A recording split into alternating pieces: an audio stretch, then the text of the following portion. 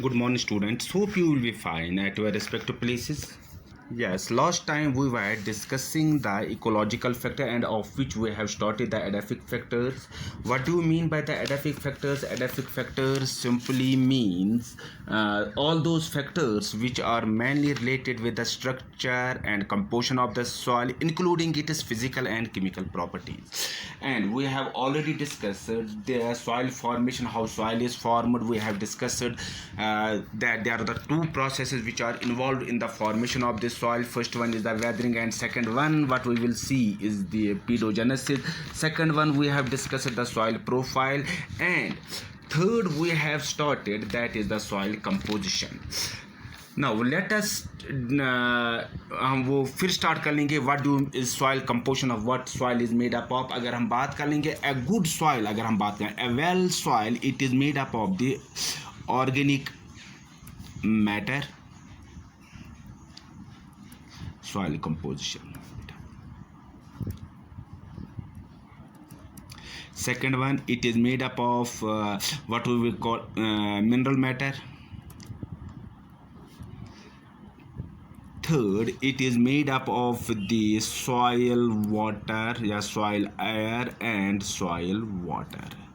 अगर हम organic matter की बात कर लेंगे, इट इज़ अबाउट 7 to 10% इसकी परसेंटेज पाए जाते हैं इन द सॉइल. अगर हम इस मिनरल मैटर की, इट इज़ अबाउट 50 to 60% इसमें पाई जाती है. अगर हम एयर की बात कर लेंगे, दैट इज़ 25 to 30%. और अगर हम वाटर की बात कर लेंगे, it is about 15 to 25%. These are the main of which the soil is made up of. It is made up of the mineral matter, it is made up of the organic matter, it is made up of the soil water, it is made up of the soil air. And these different what we'll see, they are found in the different proportions of which the mineral matter उसका ज़्यादा यहाँ पर हिस्सा बन जाता है, that is about 50 to 60%. अगर हम mineral matter की बात कर लेंगे, as we have already discussed, this mineral matter इसकी जो composition है, it is about 50 to 60% इस soil में पाई जाती है. It mainly occurs in the form of the particles which have got these particles, they have got the intercellular interspace, rather than they are somewhat loosely arranged, and there is the space which is found in between them, in between these particles. और हम ये भी बात कर लेंगे, these are formed, how these particles are formed. They are formed by the weathering of the parent rock, weathering of the parent rock, and it includes about 25 elements, of which जो 16 elements हैं, they are essential.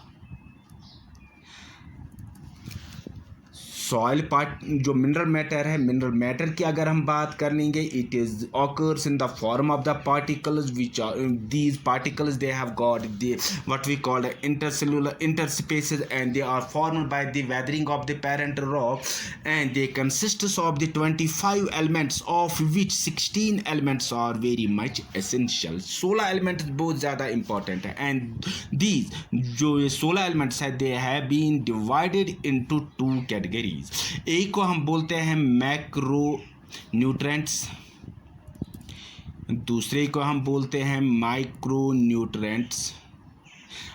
As the name indicates, नाम से ही पता चल जाता है जो macro nutrients हैं, अगर हम बात करें, they are used by the organisms in large quantities, और इनकी जो तादाद है, that is total 9 in number. जो एलिमेंट्स पाए जाते हैं वो कौन कौन से हैं, that is hydrogen, that is oxygen, that is carbon, that is nitrogen, that is phosphorus, that is sulphur, that is what we will call as the potassium, then we have got the calcium, then we have got the magnesium. And these micronutrients की अगर हम बात कर लेंगे, they are the fundamental blocks rather of the tissues. They are the fundamental blocks of the body tissues. दूसरी बात, मैक्रोन्यूट्रेंट्स, they are used by the plants in minute quantities. बहुत कम तादाद में ये ज़रूरत पड़ती है प्लांट्स की, but they are very much essential, they are very much needed by all the organisms. इनकी तादाद हम देखते हैं, they are mainly 7 in number. इसमें जो पाए जाते हैं वो कौन कौन से हैं? That is the iron, that is the manganese, that is the copper, that is the nickel, that is the this cobalt. Then we have got the what we call as the zinc. We have got this molybdenum also, and what we have got we have got iron, we have got what manganese, sorry, we have got boron, we have got this nickel, we have got this copper, very good, cobalt, and we have got the zinc, we have got the molybdenum.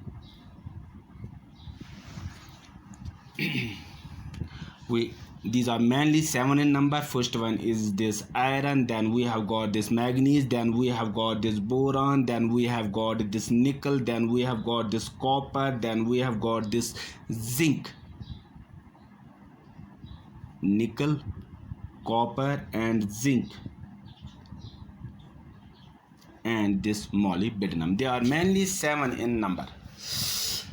Now अब जो soil particles हैं, they depending upon their size, soil particles these of which the soil is made up of, depending upon its what we called as the size, they have been divided into 4 categories. First हमारे पास आती है that is the gravel. Second जो हमारे पास आती हैं that is the coarse sand. Third जो हमारे पास पाई जाती है that is the fine sand. Then we have got the fourth one that is called as the silt. And number fifth we have got this clay. अब जो size है, इसका जो साइज़ है it is more than what we call the 2 mm. अगर हम coarse sand की बात करेंगे, इसका जो साइज़ है it ranges from what we called as the 2 to 0.2 millimeter. अगर हम fine sand it is 0.2 millimeter to 0.02 millimeter. अगर हम सिल्ट की बात कर लेंगे it is 0.02 millimeter to 0.002 millimeter. अगर हम क्ले की बात कर लेंगे इट साइज जो है it is less than 0.002 millimeter. These are the what we called as this what we have seen जो soil particles है on the basis of their size they have been categorized into 5 different categories. First one is the gravel, second one is the coarse sand, third one is the fine sand, फिर है चौथा one हमारे पास silt आता है, फिर हमारे पास clay आता है. Now we have got second one जो हमारे पास material पाया जाता है soil में, that is the organic matter. अगर हम ऑर्गेनिक मैटर की बात कर लेंगे, what do mean by the organic matter? Organic matter is added by the decomposition of the dead plants and dead animals. Decomposition of the it is added to the soil by the decomposition of the dead plants and dead animals. ये इसकी बात है. दूसरी बात जो हम यहाँ पर कहेंगे दैट इसमें हम और एक ऐड कर लेंगे that is the animal excreta. That is also added to this soil. And mainly जो ऑर्गेनिक मैटर है जो organic matter it is added to this soil by the decomposition of the dead plants and dead animals. Also जो animal excreta है it is also added to this soil. और जो हम ये कहेंगे जो इसकी परसेंटेज होती है ऑर्गेनिक मैटर की it forms about 7 to 10% of this soil. This organic matter, depending upon its decomposition, it is of 3 types. First one that is called as the litter. Second one जो हमारे पास है that is called as the duff. Third जो हमारे पास है that is called as the humus. अब इसमें क्या है, लिटर में क्या है? It is the undecomposed. organic matter. Undecomposed organic matter, it is the partially decomposed organic matter. And humus is the completely decomposed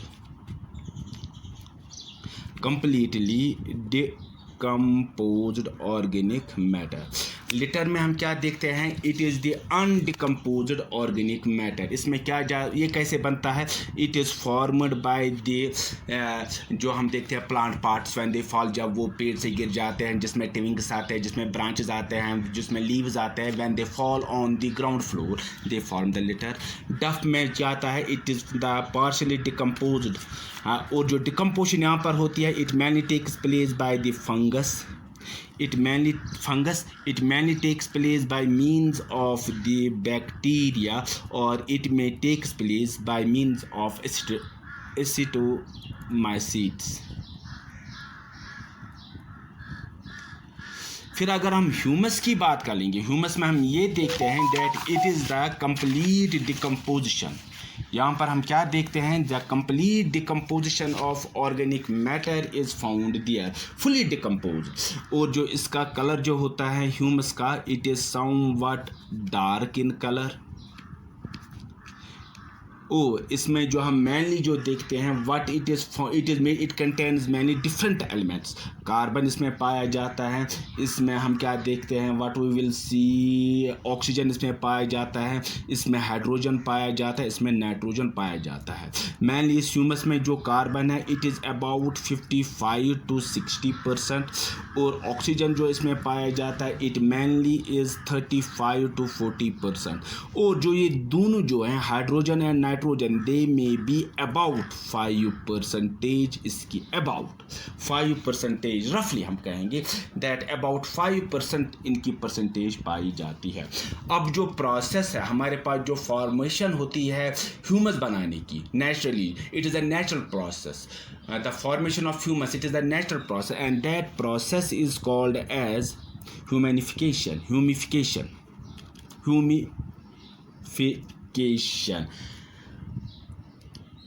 दूसरी बात, when this humus it gets broken down into minerals, when this humus जो होता है it gets broken down into carbon dioxide, जब ये minerals में break down हो जाता है, when ये कार्बन डाइऑक्साइड में ब्रेक अप डाउन हो जाता है, when ये वाटर में ब्रेक डाउन हो जाता है, it is called as mineralization. And it is the good source of nutrients for the soil. Third जो हमारे पास है, that is this soil water. अगर हम वाटर की बात कर लेंगे, water is important, it is more important. जो बाकी जो हमारे पास ecology soil water, it is more important rather than other edaphic factors, rather than other ecological factors which play an important role in the distribution of the plants. Why this water is important? Because this water is required for performing the various metabolic activities. It is used. It is needed for soil flora. It is needed for soil fauna. It is used for the process of humification. And this water जो है soil water का, it is main source जो है where from it comes from the rain. अब जो हम देखते हैं, अब जो सॉइल वाटर है, it effects the plant life rather to a large extent. Because उसकी वजह क्या है, जो वाटर है it acts as a medium. ये एक मीडियम है फॉर किसके लिए, water acts as a medium for nutrient absorption. Whatever the या जो भी हम न्यूट्रिएंट्स एब्जॉर्ब करते हैं प्लांट्स, वो पानी में डिज़ॉल्व हो जाते हैं. And this water then plays an important role in the nutrient absorption. It also, अगर हम दूसरी इसकी खासियत देखते हैं, it also influences the microbial population. चौथा जो हमारे पास है, this was third one. Fourth जो हमारे पास है, that is the soil air.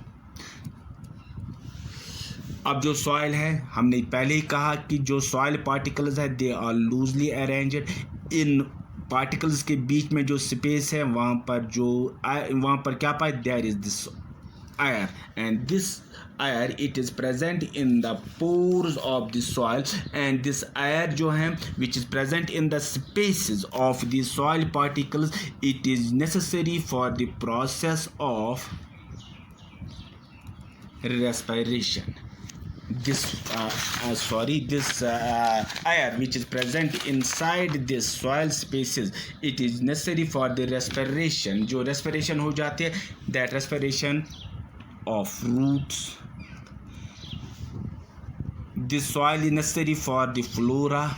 This soil air rather necessary for the fauna. कहते हैं कि अगर सॉइल जो होगी, अगर जो when the soil is not water lodged, it is pore जो होते हैं, they partly contains water, they partly contains air. अब जो एयर होता है इट मेनली कंटेन्स, इसमें it is rich in carbon dioxide, इसमें ऑक्सीजन की मिकदार थोड़ी बहुत कम पाई जाती है. वाई? इसमें ऑक्सीजन की मिकदार कम क्यों पाई जाती है या कार्बन डाइऑक्साइड की मिकदार क्यों ज़्यादा पाई जाती है? It is mainly because of the respiratory activities. जो रेस्पिरेटरी एक्टिविटीज़ कहाँ पर हो जाती है? By the underground parts, that is the root जो होते हैं, जो रूट्स के ब्रांच जो होते हैं, underground parts of the plants as well as the micro organisms. अब जो oxygen which is present in the soil air, it is an important factor which controls the soil fertility, because इसको it is required rather for humus forming microorganisms. It is used for humus forming microorganisms. It is used for nitrogen fixing bacteria and other soil organisms. वो organisms जिसमें earthworm आता है, वो organism जिससे soil की fertility बढ़ जाती है. दिस ऑक्सीजन जो एयर है, it is used for seed germination. देखो इसका अब कितना काम है. It is used for the development and growth of roots.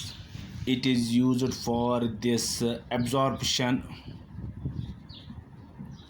of water and minerals. It is used for जो हमने पहले कहा है, respiration of the underground parts. So we will see that these soil जो हैं, जो हमने अब इसकी कंपोजिशन पढ़ी, ऑर्गेनिक मैटर हमने पढ़ा, हमने मिनरल मैटर पढ़ा, हमने सॉइल वाटर पढ़ा, हमने सॉइल एयर पढ़ा. All these they play an important role in performing various activities, in performing various functions for the organism, not only for the plants but also for the different organisms, different animals which are found inside the soil. Now that is all for today. Rest tomorrow. Stay home. God bless you. Thanks.